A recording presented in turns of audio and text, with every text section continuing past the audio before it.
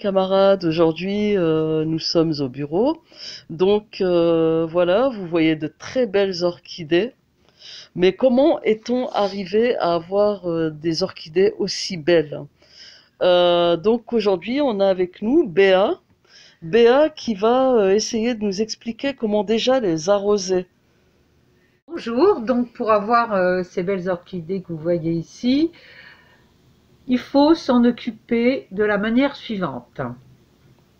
Environ tous les 15 jours, vous immergez les pots complètement dans l'eau. Enfin, de préférence, il faut les immerger complètement afin que les racines puissent effectivement tremper dans l'eau. Veillez également à bien nettoyer ces feuilles à l'aide ou d'un petit pulvérisateur, ou alors avec une éponge propre sans aucun produit, ou si vous avez effectivement mangé une banane. Une banane, ouais.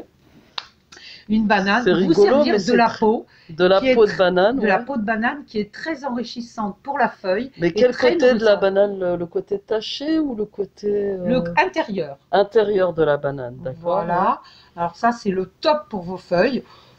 Vous n'êtes pas obligé de le faire tous les 15 jours, que ce soit l'éponge avec l'eau ou la peau de banane.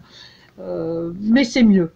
Vous voyez, d'ailleurs, je pense que on ne verrait pas ça sur la feuille si ça avait été fait régulièrement.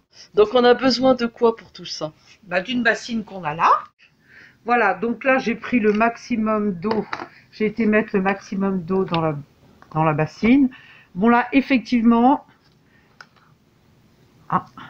bon, elle était morte celle-ci, donc aucun regret. D'ailleurs, en profiter également lors du bain, on va dire, de l'orchidée, c'est de regarder et à couper les petites racines qui seraient mortes. Bon, il y a celle qui vient de tomber. Alors mortes, ça veut dire quand elles sont jaunes et plus vert pâle.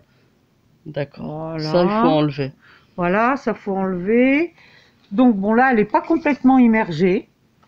Ce qu'il faut surtout, quand je dis qu'elle doit être immergée, c'est surtout toutes les racines qu'on a tendance à oublier, qui ont besoin de prendre l'eau.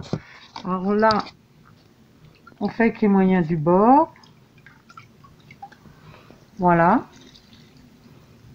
Je l'arrose comme ça sur le dessus. J'en profite pour arroser et les copeaux, puisque l'orchidée est constituée, a besoin de copeaux pour vivre.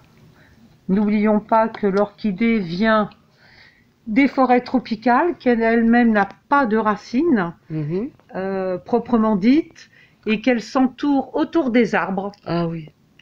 Et qu'effectivement, elle monte pour aller chercher la lumière. Jamais en plein soleil. D'accord. Jamais en plein soleil. Par contre, côté fenêtre, regardez le résultat. Ouais. Donc là, elle est magnifique. Là, on est comme ça. Là, elle est posée ici, par exemple.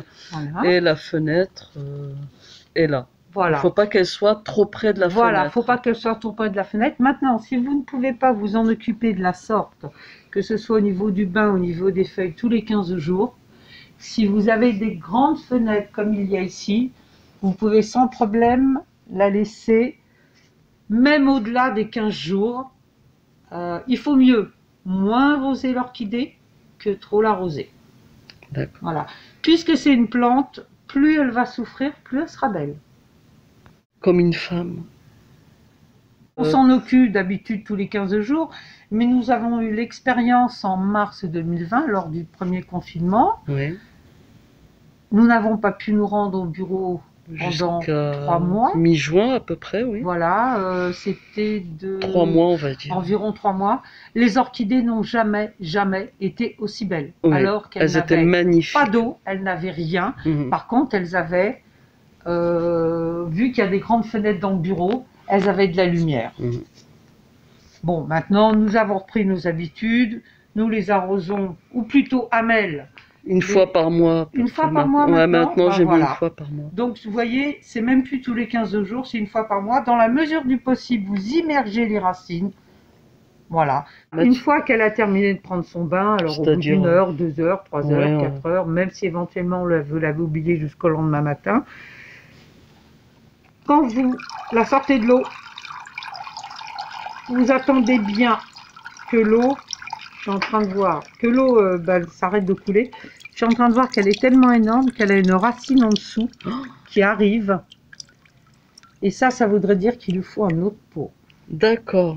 Sauf que c'est le plus gros pot que j'avais trouvé. Elle est magnifique. Il faudra découper le pot. Pour Si on lui change de pot, ouais. Ah oui. D'accord. Elle est magnifique. L'orchidée peut fleurir 2-3 fois dans l'année. Ça dépend vraiment. Et c'est quoi les périodes? Ça dépend des... Ça dépend de quelle exposition, l'endroit. La preuve, ces deux-là. Enfin, ces trois-là. Elles ont le même âge? Elles sont exposées de la même manière. Vous en avez une qui va en amener peut-être d'ici un mois ou deux. Ça peut peut-être être plus rapide. Et les deux autres qui sont toutes fleuries. Toutes fleuries. C'est magnifique. Aussi, comme on est des grosses faillottes, cette belle orchidée, on va l'offrir à notre chef, en fait. C'est ça. Oui. C'est ça. Bon, bah, ok. On est obligé.